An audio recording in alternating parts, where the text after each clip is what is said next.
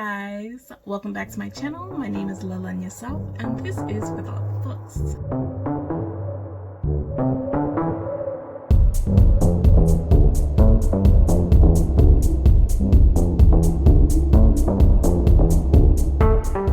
Unfortunately, this is a summary more than a book review. So it's been a long time since I have put out the first video, and this is the second page to my newbie tag, and it's gonna stay a newbie tag for quite some time until I can put out at least 5 more videos or 10 more videos and I get like at least 50 more subscribers or something. I don't know, I'm just trying to put that out there. But anyway, welcome back to my channel, and I am extremely fatigued, so I've been unable to catch up on my readings. Even for my book club, it's just been hard. When you're extremely fatigued, you're sheltered in place, you can't really go where you want to go, you just become this, I don't even know what to call it. That's it. You're just nothing else. And of course, I live in the greatest place on earth, the very middle of it all, New York City. I am a native New Yorker, so we won't be going nowhere for quite some time. So it is what it is, and I'm not too mad about it. I will be mad if I have to be here still come June, July, August, September, October, November, December. I don't want to do this. I don't know. But anyway, I wanted to tell you about this great book I'm reading, or read because I'm finished. And I finished listening to the Audible, which helped me a lot when it came to this book. So I'm reading Binti by Nedi Okorafor, and it's about a 16-year-old girl on a trip to her newfound university. And the reason why I bothered with the Audible was, for one, I saw this book. This was another stumble upon read. I didn't see any reviews for it, and I was just looking for another good sci-fi book. So my friends pointed it out to me, so I said, you know what, let me just purchase this anyway and, see what it's about. So I did. So I would pick it up and then I would put it down. Pick it up, put it down. And the reason I did that was because the language in the book, there were some words I couldn't pronounce, and it bothers me when I can't pronounce certain words. So I wanted to see how it was said in the Audible. So the words like the Kush, which is the people, I was saying the Cooch. Or things like Ojize, I was saying Ojits. So I was like, no, that's not right. If I'm going to read this book, I need to read it the right way. I need to know how to pronounce what's going on in this book. And so I did. So that is why the Audible was a big help to me. And some people are like, well, Audible's not reading. Well, no, an Audible's not reading. But if you have a massive headache and you need to calm your eyes, take a nice little eye cover, lay down, and listen to a book that you've already read. Because that's what I do when I purchase Audibles. I only buy Audibles to books I've already read, because they're good to have when you're doing office jobs and you're just, typing away, and you don't have to pay much attention to whatever you're doing because it's probably something real tedious, and you can just listen to your Audible book. So that's why I purchase Audible books. But other than that, Binti alone was a great read. It was the first science fiction I ever read by a Black author. It was also, I believe one of the first science fictions that I ever read with a girl, a young girl, as the lead. So, a young African American girl. So, Binti's part of the Himba tribe.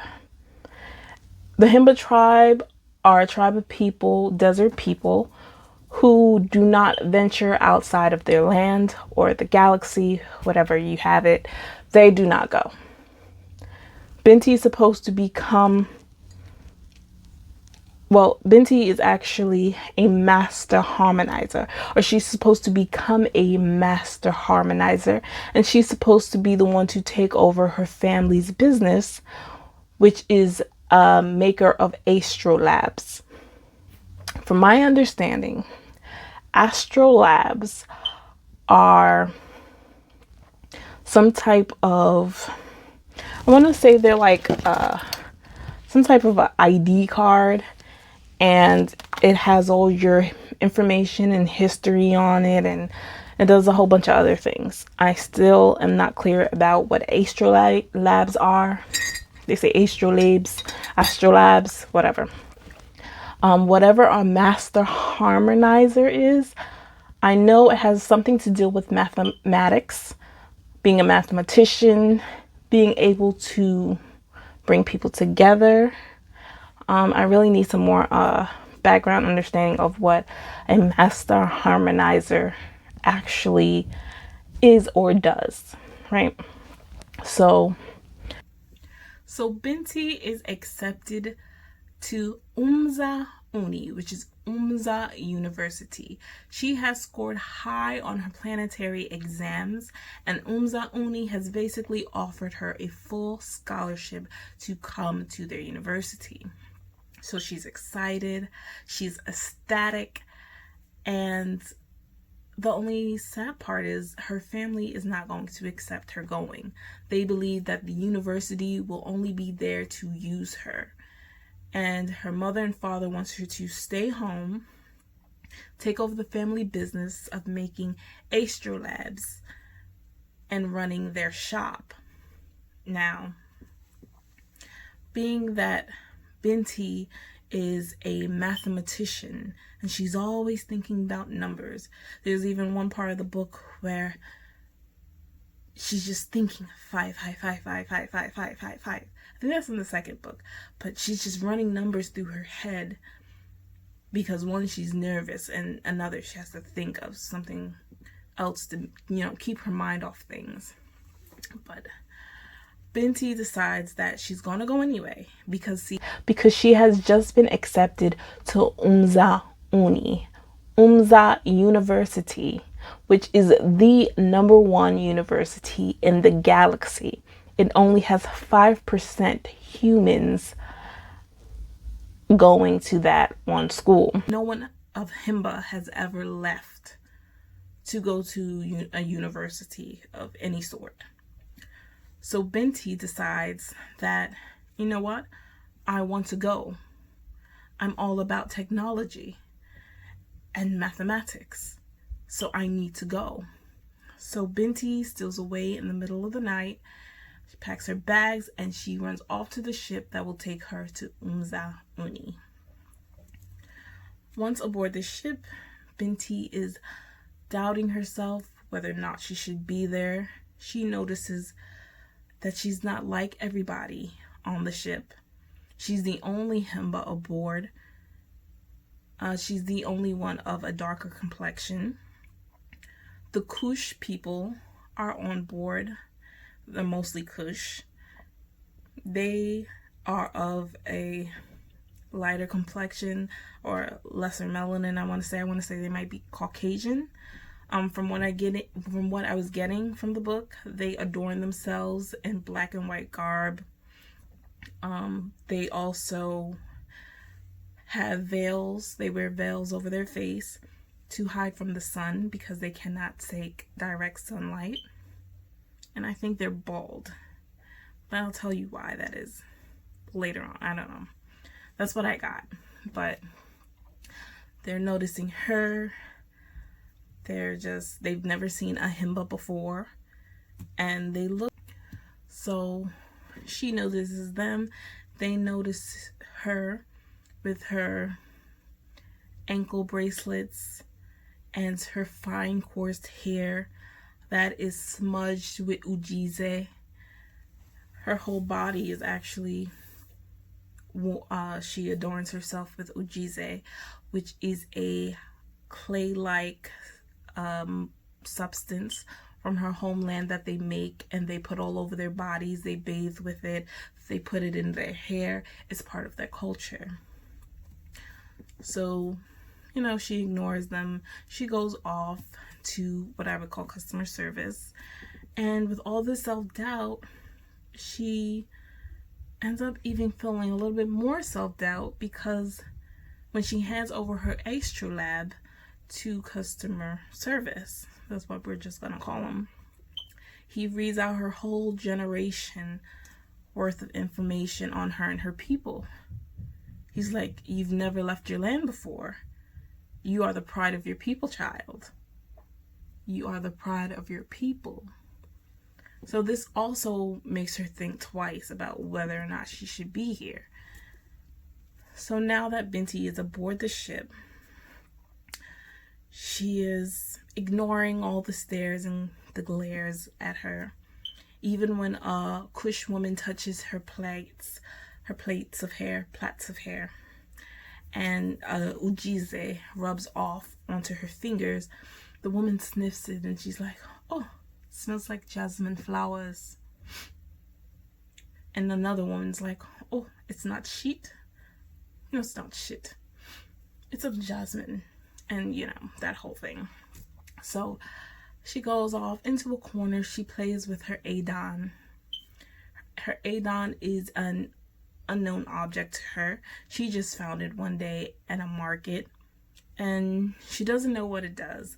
But it's like her good luck charm to her. And she loves that nobody knows what it is. But she doesn't know what it is. And she just holds on to it. So now she's aboard the ship. She meets up with a group of girls who will be part of her group or class going on to Umzauni. And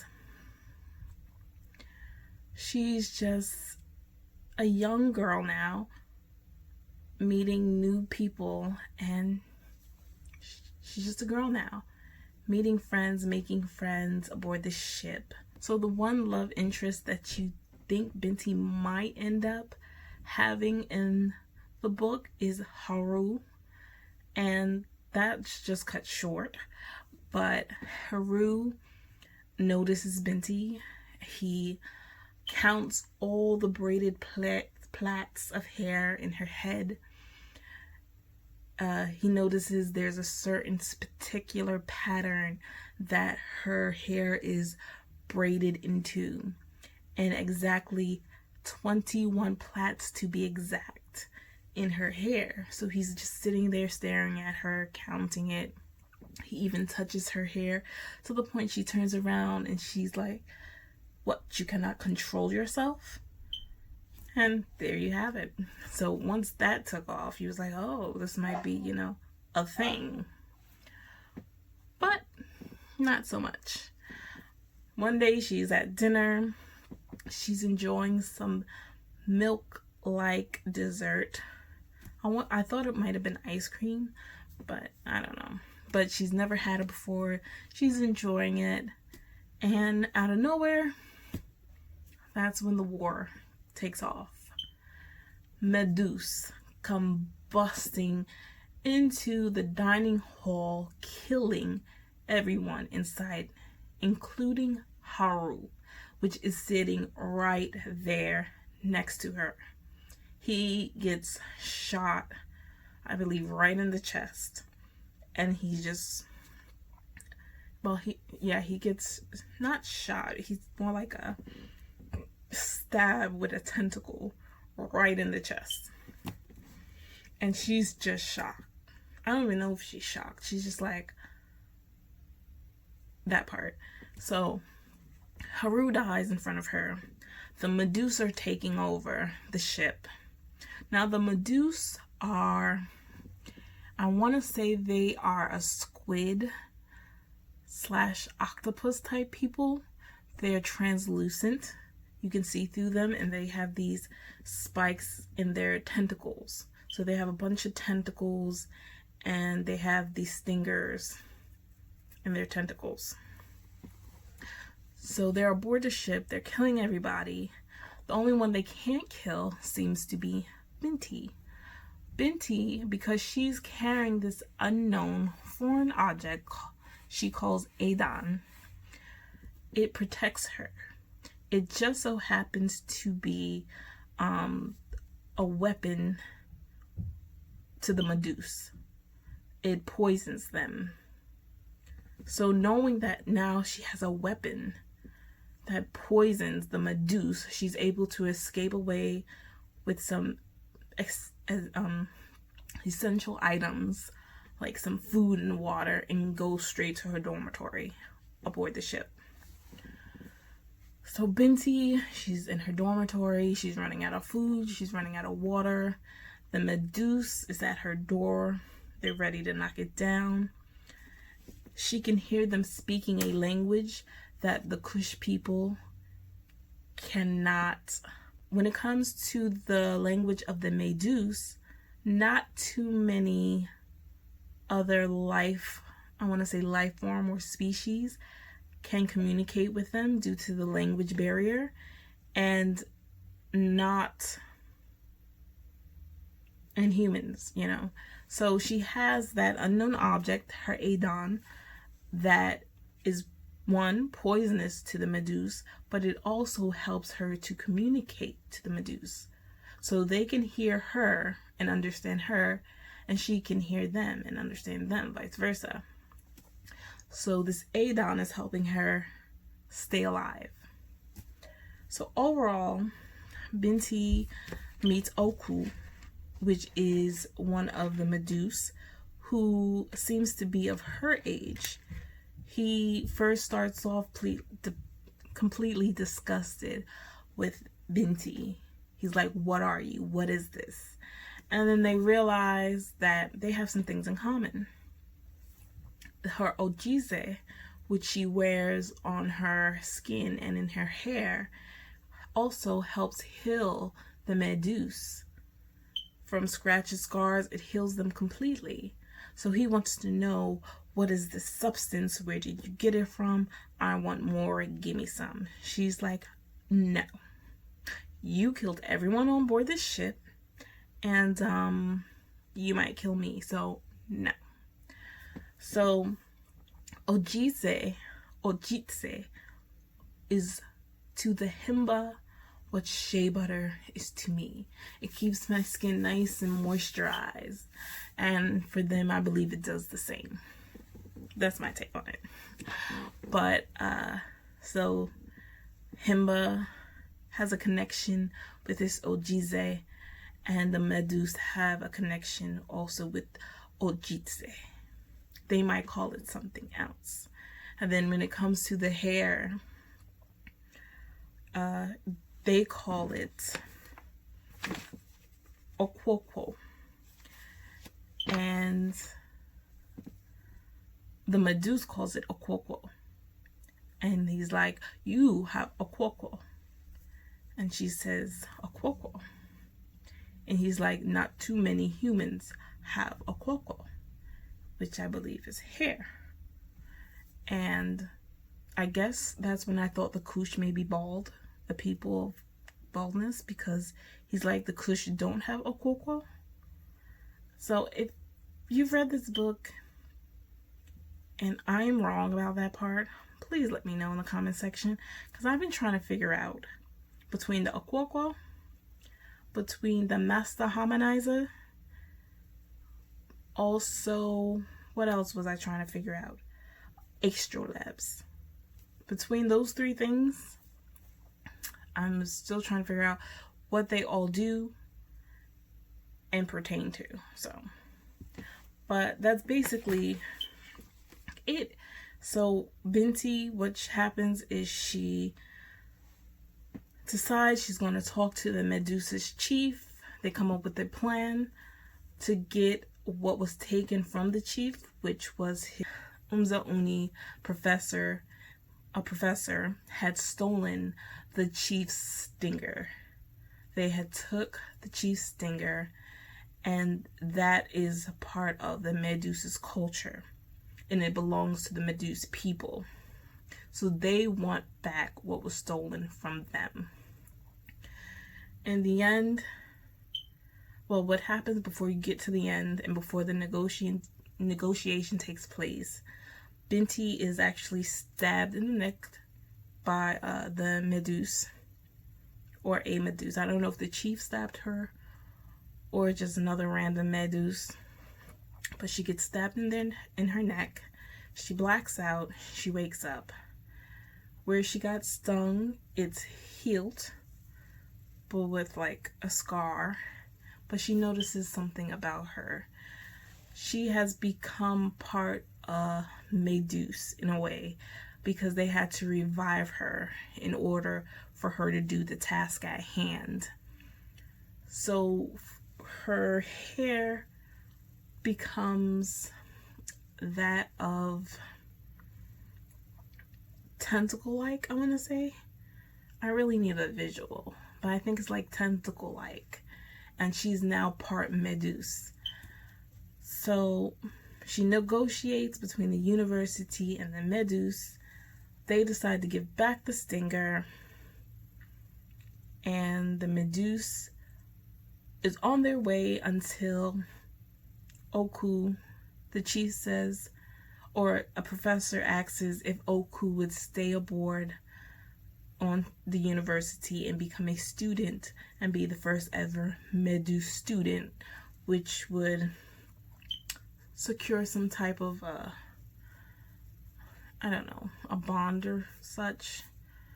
So he would be the first ever Medusa student, and Binti would be the first ever Himba student. So agreements are made. Oku is now part of Umzauni, and he will go to school with Binti. And that's pretty much it, to be honest. I hope that was a good storytelling. But the thing that got me is, in the book alone, towards the end, negotiation was done. But it kind of still takes away from the fact that the Medusa killed, except for Binti and the captain. I would assume that in the next book, there'll be some type of uprising where there's a war between the Kush and Medusa, a second war between the Kush and Medusa, due to the fact that the Medusa killed off an entire ship of students and professors, and those family and friends of theirs might just want revenge. So I'm assuming that might happen in the next two books, and Binti might just happen to be that master harmonizer in between those two groups of people.